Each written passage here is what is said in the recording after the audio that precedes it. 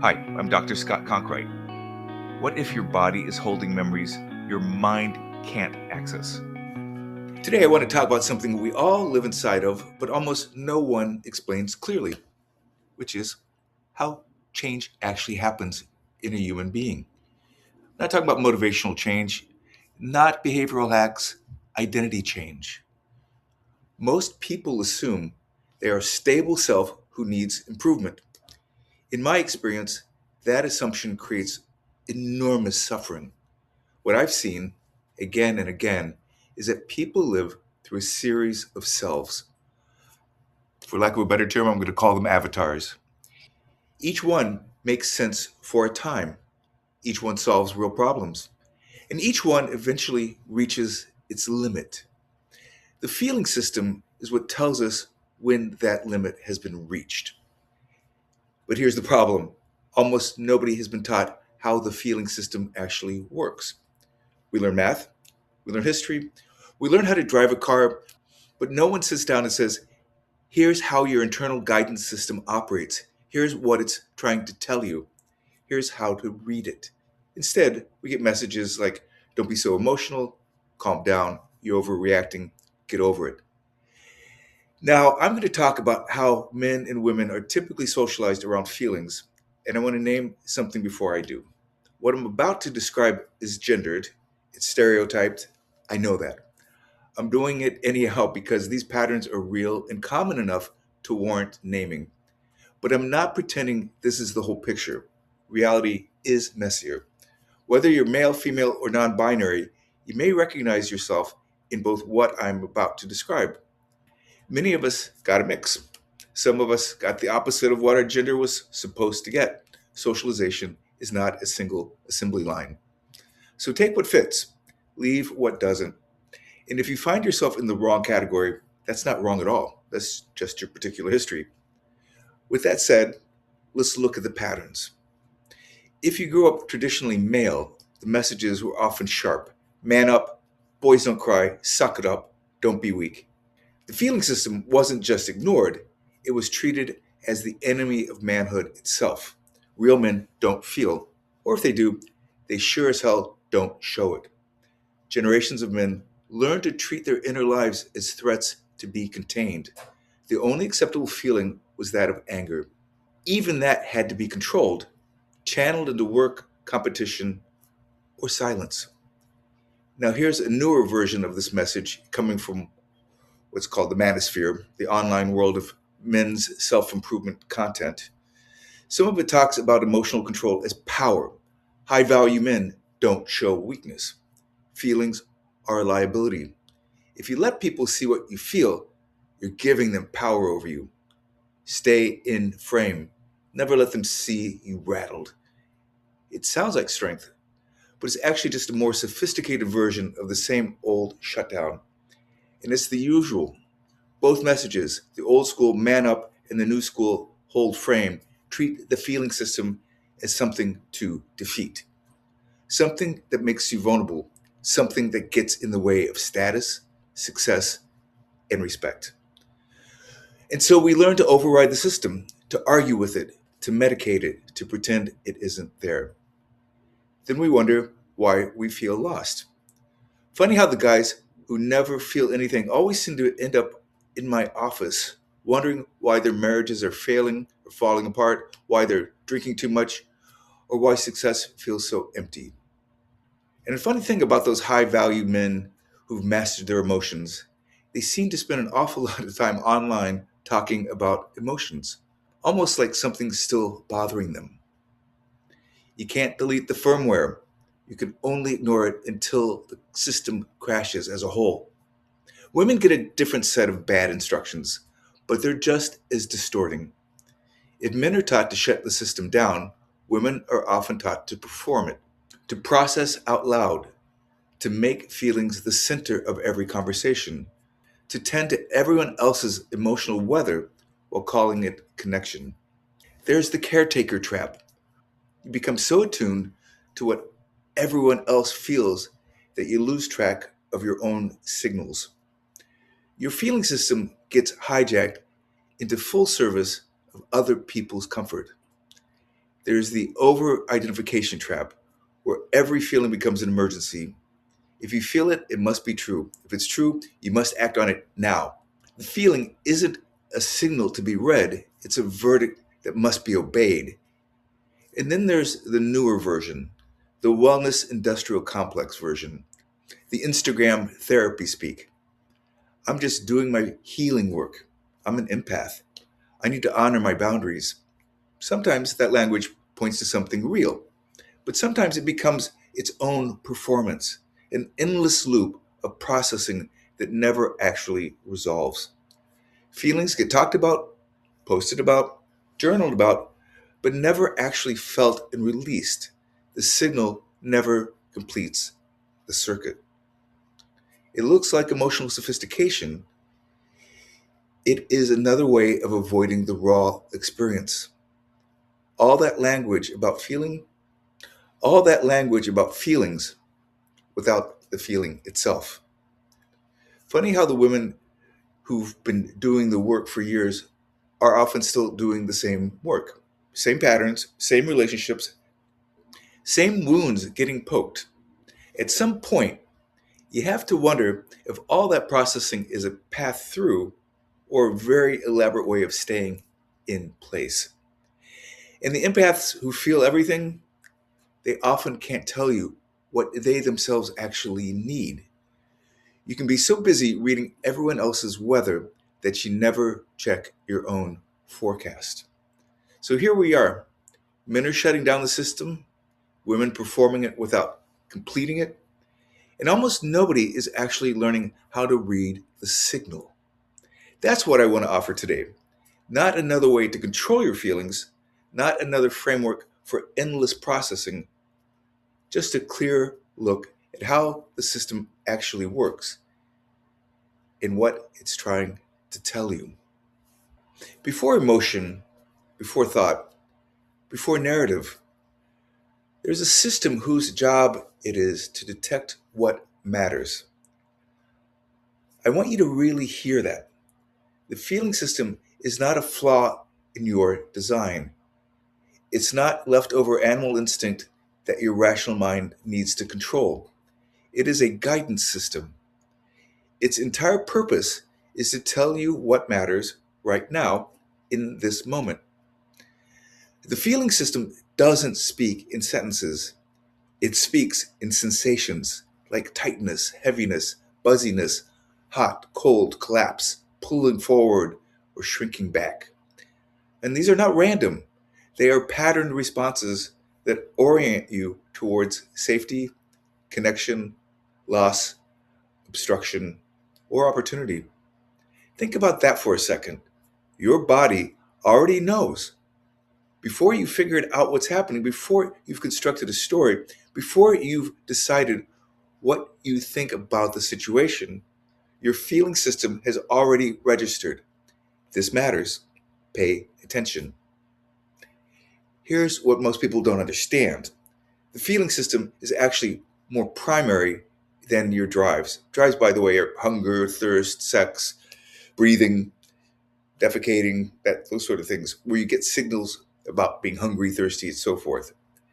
I know that sounds backwards. We usually think of it the other way around. We think, I feel bad because I'm hungry, or I'm irritable because I'm tired. I'm anxious because I haven't eaten. But that's not right at all. Hunger doesn't bother you directly. Hunger activates distress. And distress is what bothers you.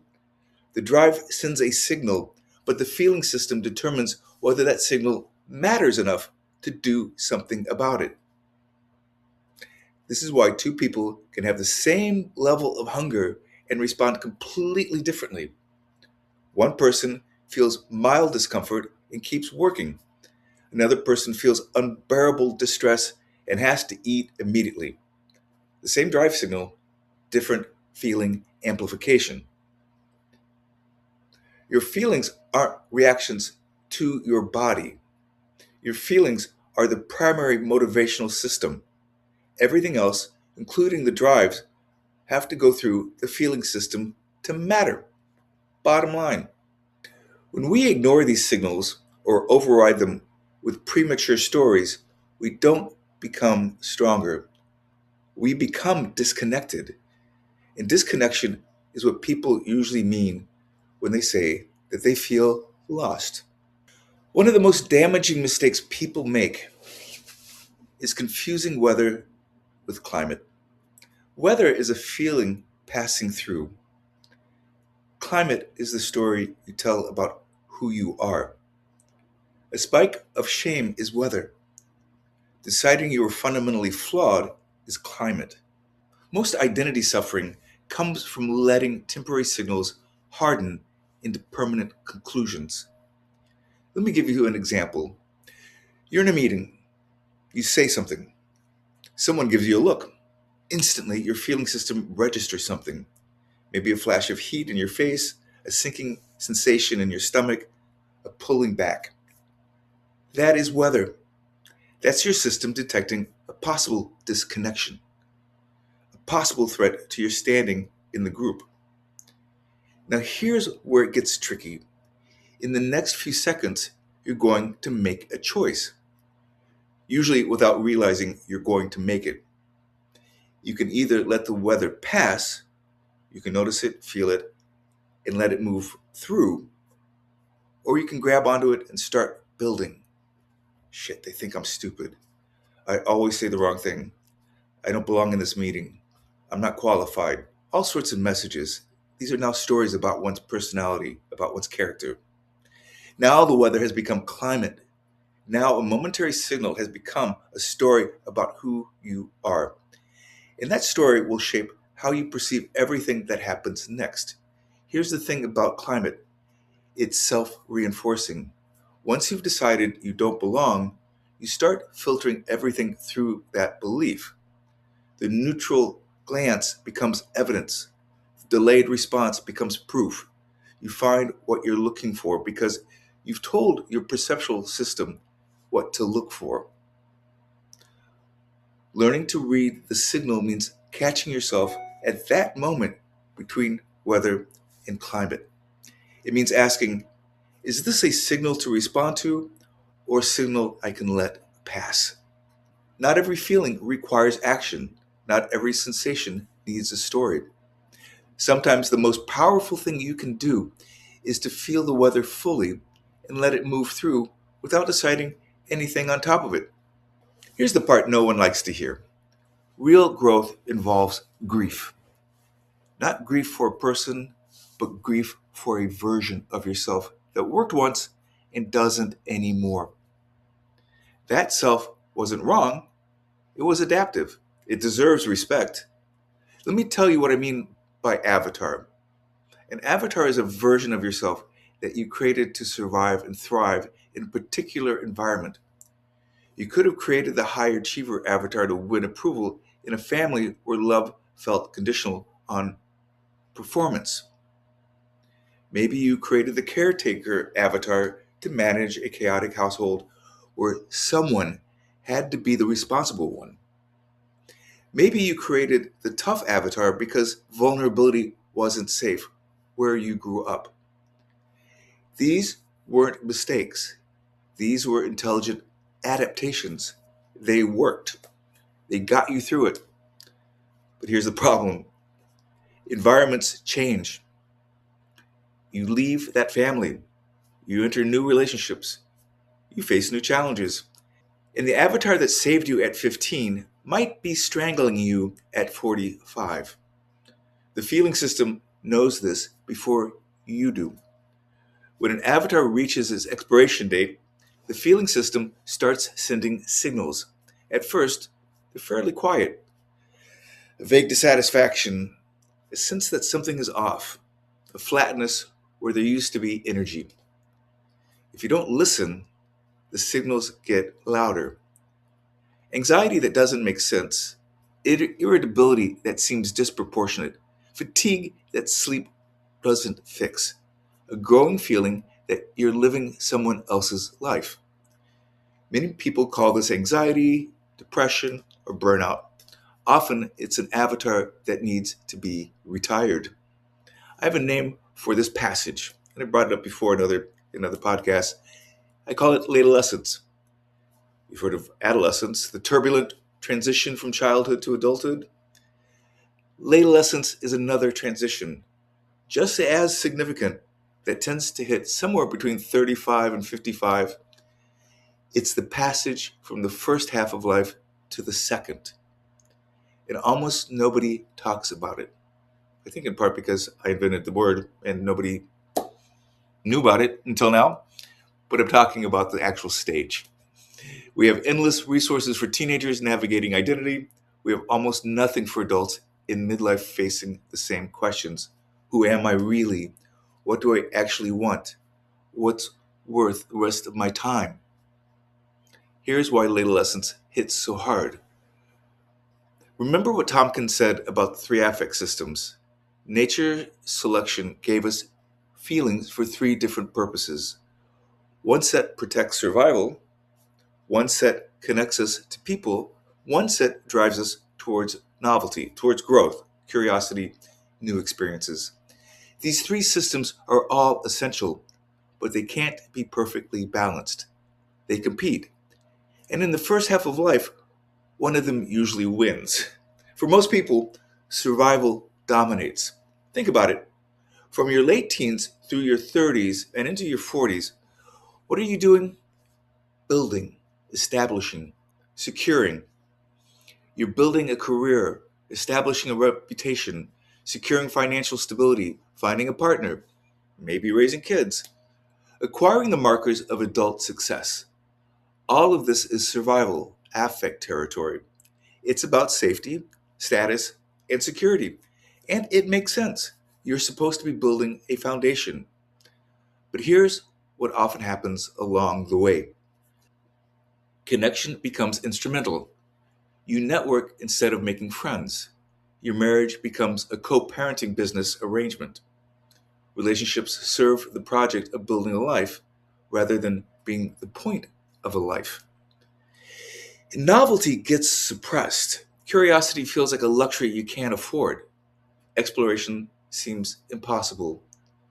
You had dreams once, creative projects, adventures, ways of being that lit you up, and you put them on the shelf. Later, you told yourself, once I'm established, once the kids are grown, once I've made it. For 15, 20, 25 years, you run this program. Survival first, connection as a means, novelty is on hold. And then something shifts. Maybe the kids leave. Maybe you hit a career ceiling. Maybe you achieve everything you were aiming for and find it doesn't feel how you thought it would. Maybe your body starts sending signals that you're not immortal. Maybe someone close to you dies and you realize that later isn't guaranteed. The feeling system starts sending new signals, or rather, it starts sending louder versions of signals you've been ignoring for years. That flatness, that's the novelty system, starved for too long, letting you know that safety isn't enough.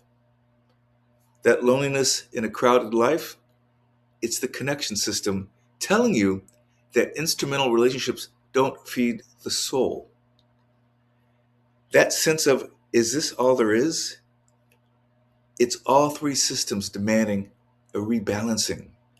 This is late adolescence, the developmental pressure to reckon with how you've been living and to author the next chapter more consciously.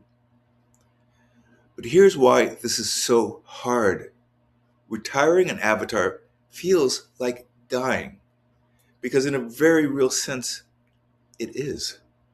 A version of you that has been running the show, sometimes for decades, has to step aside, has to let go. The high achiever has to grieve the identity built on accomplishment. The caretaker has to grieve being needed. The tough one has to grieve the armor that kept them safe. That's a lot of grieving. Not grief as weakness, grief as respect. You're honoring something that served you. You're acknowledging what it cost, and you're making space for what comes next. Most people try to skip this part. They want to go straight from the old avatar to the new one. They want transformation without loss, but it doesn't work that way. Some people try to skip it by doubling down. More achievement, more status, a flashier car, a younger partner, a bigger title. They try to restart the survival game with higher stakes, hoping the old formula will work again if they just try harder. Some people try to skip it by leaping. They blow up their lives, quit their job, leave their marriage, move across the country, hoping that external change will substitute for internal reckoning. Neither works. Doubling down just delays the inevitable. Leaping without grieving means you bring the old avatar with you, running its programs in a new zip code. If you don't grieve the old avatar, it doesn't really leave. It goes underground. It keeps running old programs in the background. It hijacks you in moments of stress. It whispers that the new way isn't safe, isn't you, won't work. The feeling system will keep sending signals until you've turned toward what needs to be grieved. Adolescence isn't a crisis to be solved, it's a passage to be navigated. And navigation requires reading the signals accurately. The dissatisfaction isn't a problem, it's information. The grief isn't weakness, it's the door. What's on the other side? A chance to rebalance, to give connection and novelty their rightful place alongside survival, to stop living a life organized entirely around safety and start asking what else matters now that the foundation is built. Not everyone makes this passage. Some people white knuckle the old avatar until they die. Some people stay numb. Some people medicate the signal into silence. But the ones who move through, who grieve what needs grieving, and stay curious about what's emerging, often describe the second half of life as more alive than the first. Less driven, but more purposeful. Less armored, but more present. Less about proving and more about being. That's what's available on the other side of late adolescence. But you have to be willing to let an old avatar, an old version of yourself die to get there. Let's talk about agency for a minute. Agency doesn't come from forcing change. It comes from understanding what the signal is asking for. This is such a different model from the one most of us were raised with. Most of us were taught that change happens through willpower, through discipline, through overriding what you feel and making yourself do what you should.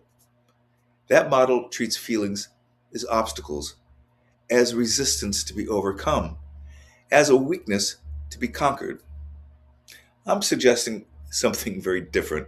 I'm suggesting that your feelings are information and that agency comes not from overpowering them, but from understanding what they're communicating. Sometimes the signal is asking for repair.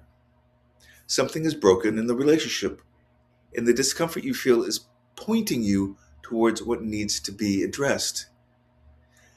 Sometimes it's asking for protection. You're in a situation that isn't safe, and the anxiety you feel is telling you to create boundaries or exit. Sometimes it's asking for rest. Not rest as in laziness, but rest as necessity. Your system is depleted and needs recovery before it can function well again. And sometimes it's asking for a new role altogether. The signal says, this avatar has reached its limit. It's time for something different. The question isn't, how do I make this feeling go away? The question is, what is this feeling trying to tell me? When you respond accurately, the system settles. Not because you controlled it, but because you listened. This is what I mean by agency without self attack. You can be in charge of your life without being at war with yourself. You can make changes without treating your feelings as enemies. You can grow without the violence of self improvement. But it requires a different relationship with your inner life. It requires treating the feeling system as a partner rather than a problem. If there's one thing I want you to take from this, it's this: you are not broken because you feel what you feel. That's your feeling system doing its job. The feeling system gives you feelings to motivate you. The work is learning how to read it without turning every signal into a verdict about who you are. That's where change actually starts. Now, I've been talking about the feeling system in very broad strokes, and some of you might be wondering, where does this come from? Is there actual science behind this? Or is this just one psychologist's opinion, mine? So I want to take you deeper. There's a body of work that most people have never heard of. It was developed by, guess who, Sylvan Tompkins, a psychologist, back in the 60s. He wrote a 4-volume set called Affect Imagery Consciousness, and it is the most comprehensive and profound exploration of human feeling ever written. Problem is, almost nobody reads it. I think he's the Einstein of psychology. And like Einstein, I mean, how many of you have read Einstein's equations and all of his work? You haven't. Still smart stuff. It's dense, it's academic, it's over 1,000 pages. Even most psychologists haven't made it through it if they've heard of it at all. But the ideas are too important to leave buried in an academic text. So here's what I'm going to do. I'm going to walk you through Tompkins' work chapter by chapter in the most condensed form I can, and hope that works. Not to give full explanation of everything, just enough to give you a sense of how he understood the feeling system and why it matters for how we live. Think of this as a map, not the territory itself, but a guide to the territory, something you can use to orient yourself if you want to go deeper. So let's start at the beginning. Chapter 1 is the primacy of affect. The first thing Tompkins wants you to understand is that psychology took a wrong turn, 2 wrong turns actually. First came behavioralism. The behavioralists said we can only study what we can observe from the outside. Thoughts and feelings aren't scientific because we can't measure them directly. So let's just study behavior. After that came psychoanalysis. Freud and his followers said that consciousness is just the surface. What really matters is the unconscious. Consciousness is like a puppet, and the unconscious is pulling the strings. Both movements had the same effect. They pushed consciousness, and especially feeling, off the map. For decades, psychology studied behavior and unconscious forces while ignoring what we actually experience. Tompkins thought that this was a massive mistake. And here's his key insight: consciousness exists because we move. Plants don't need consciousness, they're rooted in the earth. But animals move through space, through a constantly changing environment. We need to know what's happening around us in real time. Think about what it would take to drive a car across town without consciousness. You need to pre-program every possible scenario, every pedestrian, every traffic light, every other car. It would be nearly impossible. The world is too complex, too changeable. Consciousness evolved as a solution to this problem. It lets a moving being navigate a world too complicated to pre-program. It's complicated now with the self-driving cars, but I'll come back to that in a minute. Consciousness has 2 jobs. One is representing what's out there, what's happening in the world around you, which we're getting better at, by the way, with computing. The other is representing what matters, which we're not doing in computing. Which of the millions of things you could pay attention to should you actually pay attention to? Here's where feeling comes in. Most of what you perceive is motivationally neutral. Your eyes take in vast amounts of information. Much of it, and most of it, doesn't matter at all. The feeling system is what tells you which parts matter. Tompkins makes a radical claim here. He says the feeling system, what he calls the affect system, is the primary motivational system in human beings. Not drives like hunger, thirst, and sex. Affects, core feelings. Tompkins also points out an essential feature of the affect system. Drives have a tight, predictable relationship between their triggers and responses. It's easier than you imagine what I'm saying here. Hunger signals that your body needs food. Thirst signals that your body needs water. The signal maps directly to the actual bodily state. This matters because it means drives are relatively simple. When you're hungry, there's not much mystery about what's going on. Your body needs fuel. The signal tells you that. But affects are much more flexible, and that flexibility changes everything. Many different things can trigger the same affect, the same core feeling. A baby can cry from hunger, from cold, wetness, pain, or fever. All different triggers, same response, that of the affect of distress. And many different things can reduce the same affect. Feeding can stop crying, so can cuddling. Warming, cooling, or removing a diaper pin. Many solutions, same result, reduced distress.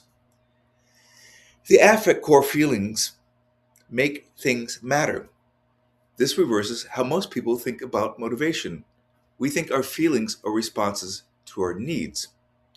Tompkins says our needs only become motivating when they're amplified by our feelings. Here's why this matters practically. If you want to change behavior, don't just address the drive, address the feelings that amplifies it. The feeling is where the motivational power actually lives. Many different things can trigger the same affect. The flexibility of the affect system is what makes the affect system so powerful. It's not locked into rigid stimulus response patterns. It can adapt, it can learn, it can apply to new situations. But the flexibility comes with a cost, ambiguity, because many things can trigger the same feeling. You may not correctly identify what's actually triggering it. You feel distress and think it's about the meeting, when it's actually about the conversation you had that morning at home. You feel anxious and blame your job, when the real source is a relationship that's outside your work. The feeling's accurate. The feeling's always correct. It's genuinely detecting that something matters. But your story about what caused it might be wrong. This is where feeling and emotion separate. The feeling is the signal. The emotion is your story about that signal. And the story can be mistaken even when the signal is valid. Finally, Tompkins makes a point about evolution that I find beautiful. He says natural selection didn't just give us one affect system, it gave us three. First, affect for survival, the feeling that protects your life, fear, disgust, and withdrawal from pain. Second, affect for people, the feelings that connect you to others, interest in faces, pleasure in contact, shame in separation. We're social animals, and these affects make sure we stay connected. The third is the affect for novelty, the feelings that make us curious, that drive us towards new information, and that make boredom uncomfortable. These affects make sure we don't stagnate. Here's the thing, these three systems can't be perfectly integrated. They sometimes conflict. Curiosity might pull you forward towards something dangerous. Social connection might require suppressing your authentic self, and survival might demand isolation. We're not built for perfect harmony.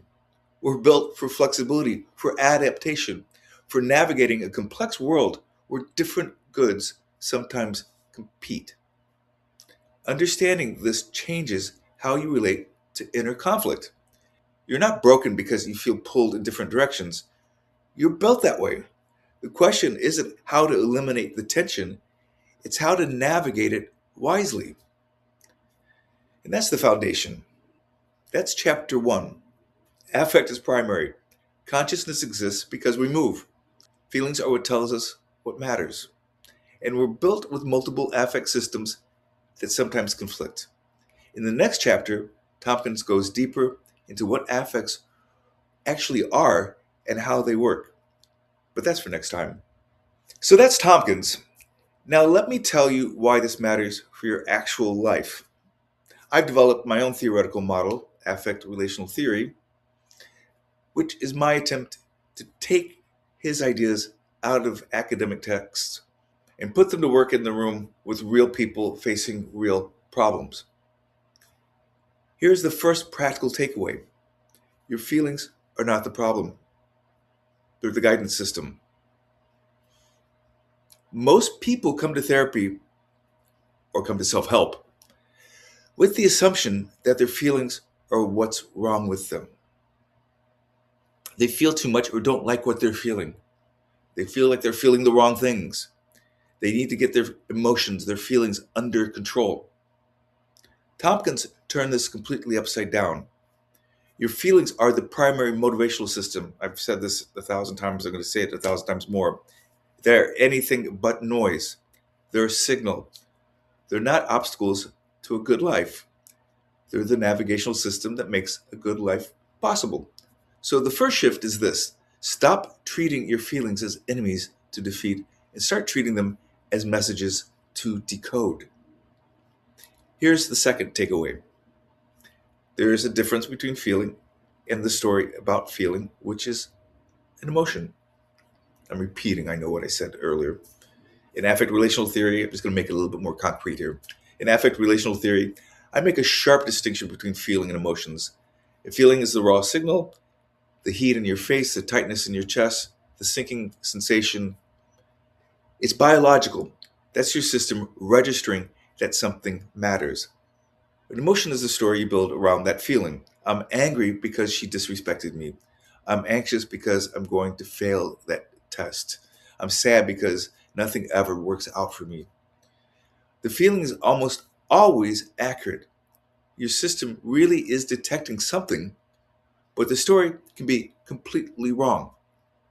This is liberating once you get it. It means you can trust your feelings without trusting every story your mind constructs about them. You can say, this feeling is real and important, while also asking, but is my explanation of it actually true? Here's the third takeaway. You feel before you think. Tompkins calls this the aesthetic before the instrumental. And you wonder why people have a hard time reading them, right? You experience pleasure or pain, comfort or discomfort before you have any idea what to do about it. The feeling comes first. The strategy comes second. Most people have this backwards. They try to think their way to how they should feel. They analyze the situation, decide what the appropriate response would be, and then try to generate that response. And it doesn't work. You cannot argue yourself into a feeling or out of one. The feeling system doesn't take orders from the thinking system. But you can do something else. You can drop into the feeling first, experience it fully, and then ask, what is it pointing toward?